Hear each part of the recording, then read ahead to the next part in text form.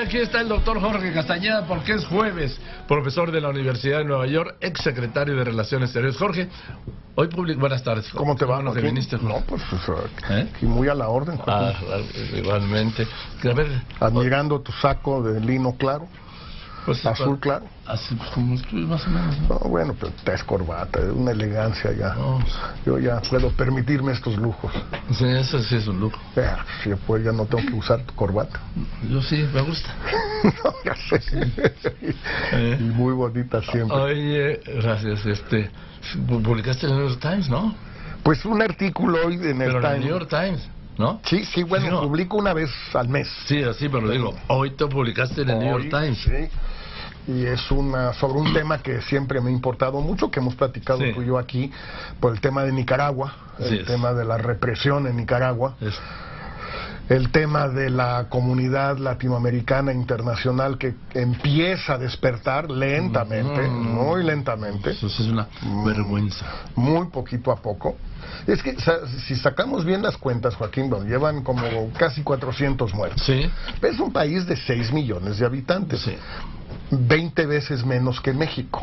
Entonces imagínate que aquí lleváramos 8,000 muertos en una represión. Sí, y multiplica los 2,000 heridos por 20. Nunca hemos visto una cosa así en México desde la revolución, en todo caso. Sí. Bueno, entonces sí es mucha sangre, cierta indiferencia, No. menos, pero todavía. Enorme indiferencia, empezando por Estados Unidos, ¿eh? Bueno, ellos han querido pactar con Daniel Ortega a como diera lugar, no lo han logrado. En la OEA se han hecho cosas poco a poco. México ha tenido un papel muy destacado. Varios otros países, Colombia, desde luego, pero el presidente Santos pues ya se va, en condiciones complicadas, varios más. Y luego pues está el tema ahora de qué va a pasar con la postura mexicana, la postura brasileña. Argentina ha sido muy vigorosa, pero Brasil y México, pues ya con dos nuevos gobiernos. Sí. A fin de año, en ambos países, lo único que es seguro es que va a haber dos nuevos gobiernos. El de México ya lo conocemos, el de Brasil todavía no, pero pues este esfuerzo, y es lo que menciono en este artículo, sí. En el caso de México, pues sí parece que vamos a volver a una postura pues muy tradicional, en mi opinión anacrónica, de no meternos. Porque esa es la postura que Andrés Manuel ha definido. Y no solo eso. Y en la que cree, pues. Sí, o sea, en el foro de Sao Paulo, que acaba de terminar en La Habana, el documento que es vergonzoso. Vergonzoso. Sí, lo suscribió Morena. Sí, bueno, estuvieron ahí, Jacob, estuvo uno de los oradores Noroña, fue Fernández Noroña. pero ella estuvo ahí como presidenta ya de un partido de gobierno. Me digan, bueno, es que todavía no es gobierno, ya hay diferencia entre partido y Estado, lo que tú quieras, pero en fin, ya es el partido de gobierno y de un gobierno mayoritario en México y como tal ella firmó una declaración que en efecto parece vergonzosa, que habla de grupos golpistas de ultraderecha, es decir, los reprimidos son los culpables de la represión. Sí, es muy de dictadores, ¿no? Bueno, hoy hace 50 años empezó el movimiento del 68 en el centro, en la Ciudadela. Pues esa fue la línea del presidente Díaz Ordaz. Los reprimidos, los estudiantes, eran los culpables de la represión. En la pedrera entre comillas, de la Isaco Choterena y la Boca 5, también estaba cerca de la Boca 2, porque había sido justamente la marcha aniversario del 26 de julio. Del asalto al Moncada. Así es, al cuartel. Entonces, pues, es un discurso muy lamentable y yo trato de, pues, criticarlo y ubicando esta postura de México en el concierto latinoamericano y de lo que está sucediendo en Nicaragua, pues que sí es realmente algo muy reprobable, lamentable y que a los que seguimos de cerca la revolución sandinista como tú y yo hace ya casi 40 años, 39, lo platicábamos, pues sí nos duele mucho, porque así acabó esto, ¿eh? Fue una decepción. Terrible.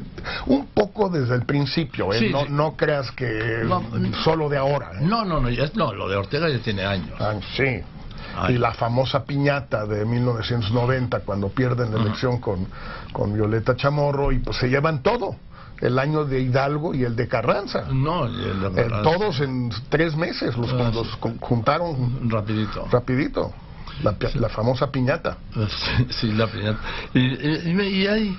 Y estoy viendo también que sí gracias, sí me llama la atención. Hasta ahora Estados Unidos ha hecho algunos señalamientos tibios, tenues. No había una condena como la ha habido como en el caso de Maduro, ¿sí? Mucho menos. Algo hay, no sé qué es, pero sí lo detecto. ¿Por qué? Pues por sus dichos, ya no digas los hechos, ¿no? Por sus dichos. No, tienes toda la razón. La gente que sigue esto de cerca en Washington o en Managua, pero no de ahora, desde hace 2 años o 3 que yo he podido hablar con ellos, con Carlos Fernando Chamorro, con gente en Washington, con Arturo Cruz, que fue embajador de Ortega en Washington. Entonces te dicen, mira, hubo un entendimiento entre Estados Unidos y Daniel Ortega desde hace varios años. Él no se metía con ellos, no hacía escándalo y se llevaba bien con el sector privado, bien con la iglesia, y se dedicaba él a robar y a permitir que el sector privado le fuera bien, y le ha ido bien. Y el Fondo Monetario, por ejemplo, le permitió perfectamente recibir el dinero de Venezuela, que era una buena lana, pero fuera de libros, no tenía que registrarlo en las cuentas nacionales, podía manejarlo a discreción fuera de las cuentas nacionales. Estados Unidos lo sabía perfectamente, se lo permitía. Bueno, ya parece ser que se descompuso eso, claro. Pero vamos a ver. Vamos a ver, porque aquí hay un punto que es muy importante, porque ahora ha señalado a la iglesia como el factor el factor que detonó el golpismo en su contra. Bueno, digamos, él está muy molesto con la iglesia porque primero accedió Ortega a la mediación que iba a llevar a cabo la iglesia con apoyo internacional discreto de algunos países de la OEA y América Latina, por tanto, pero pues la iglesia se le volteó. No sé qué tan activo seguía el ex cardenal Obando y Bravo, que murió hace un mes o 2 meses, pero él fue muy orteguista, habiendo sido antisandinista virulento cuando fue el Papa Juan Pablo II, ¿te acuerdas? A Managua. Se volvió en los últimos años muy partidario de Daniel Ortega, y tal vez su desaparición, o no sé qué tan grande estaba, pero hizo que la iglesia se volteara, y entonces ahora se enojó Ortega con la iglesia, se enojó con los Estados Unidos, que han sido su gran aliado todos estos años en su segunda presidencia, y bueno, pues ahora va a agarrarse, pero él ya tiene una esperanza, que el país quizás más importante en esta coalición que se ha armado para buscar una salida de Ortega, que es México. Ese país el 1 de diciembre cambia de postura, no cambia de gobierno, cambia de postura, que por cierto es totalmente legítimo, para eso son las elecciones, No, yo en estas cosas de que todos los gobiernos tienen que hacer lo mismo, no, las elecciones son para eso. La gente votó por un cambio. Votó por un cambio, y fueron muy claros Andrés Manuel y todos sus colaboradores en cuanto a que ellos no les gusta esta postura internacional de México, que de alguna manera viene pues por lo menos desde el año 2000 con altos y bajos y lo que tú quieras. Ellos no están de acuerdo, bueno, lo dijeron, la gente votó así, y pues las elecciones tienen consecuencias, como decía siempre Barack Obama.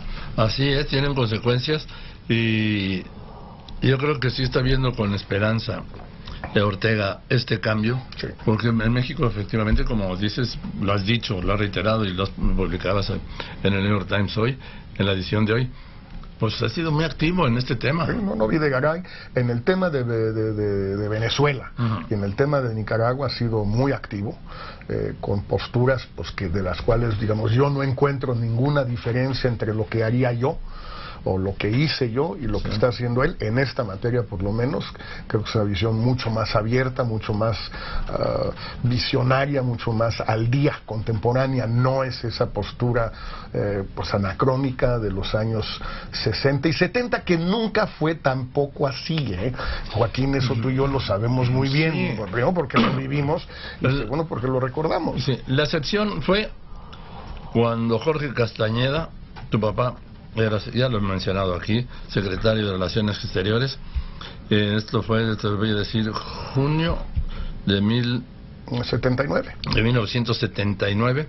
Él había tomado posesión 2 días antes, como secretario de Relaciones Exteriores en lugar de Santiago Roel. Así es. En aquel tipo de cambio, sí, de que salió Reyes Heroles de Gobernación, y llegó Oliver Santana, que salió Ricardo García Sáenz de Programación y Presupuesto, y llegó Miguel de la Madrid, de donde sería candidato.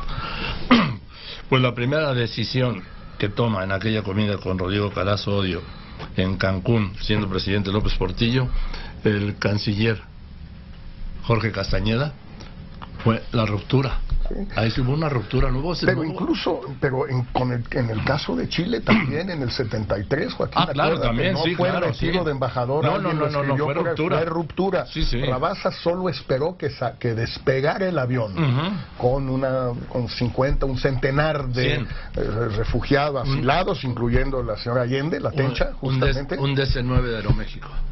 Despegando el avión, México rompió relaciones con Chile y no las reanudó hasta que salió Pinochet del gobierno.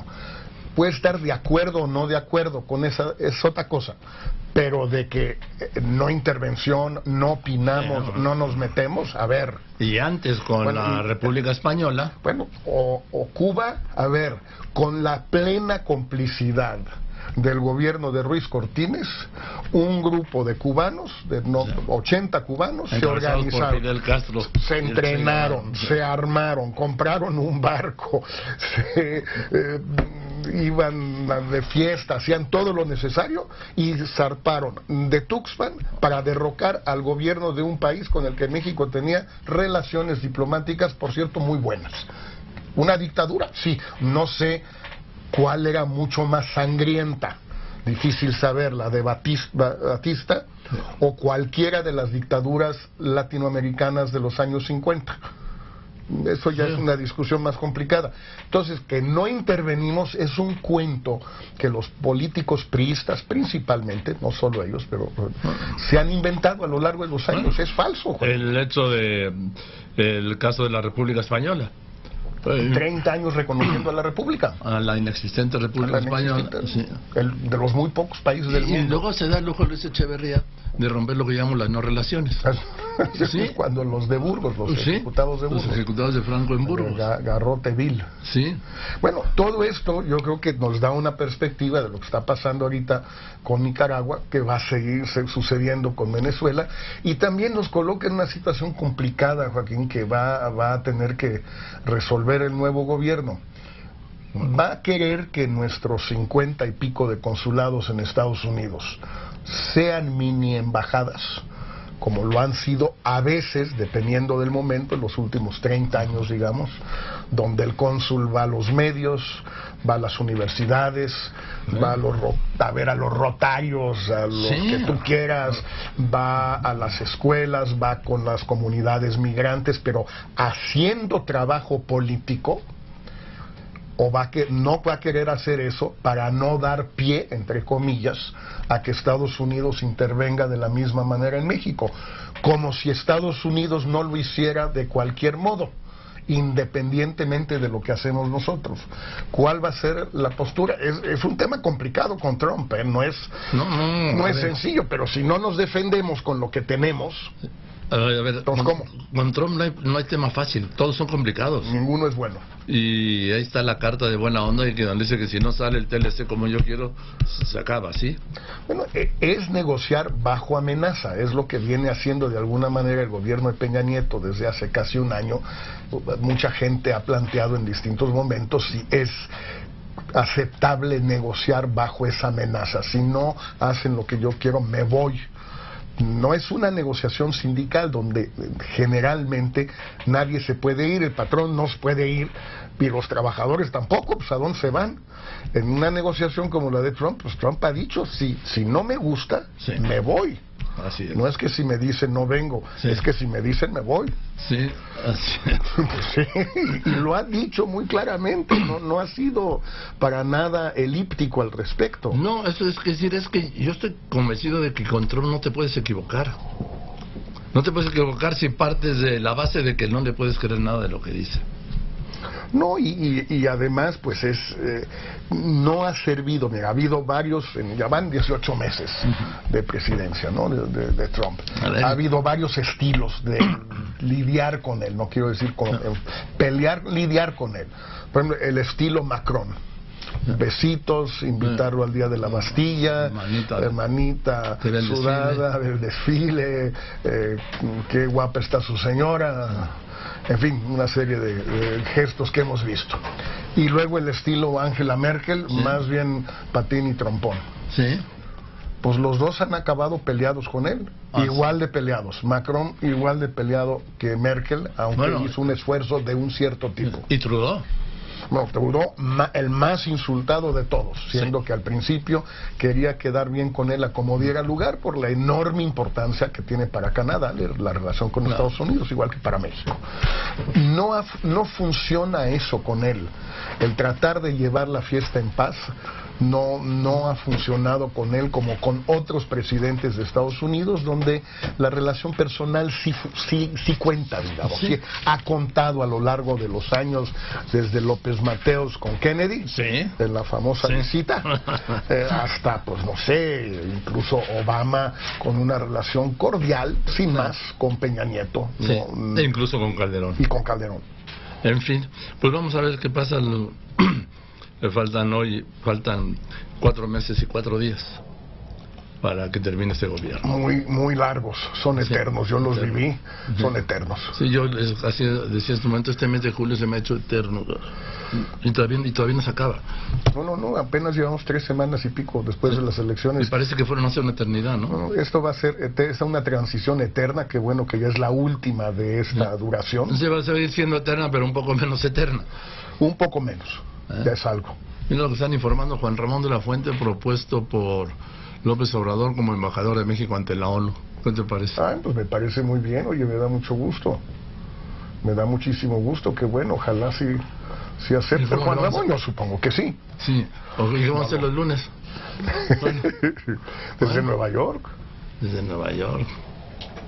Bueno, pues, Jorge, muchas gracias por venir. Gracias, Joaquín, nos vemos muy pronto. El lunes.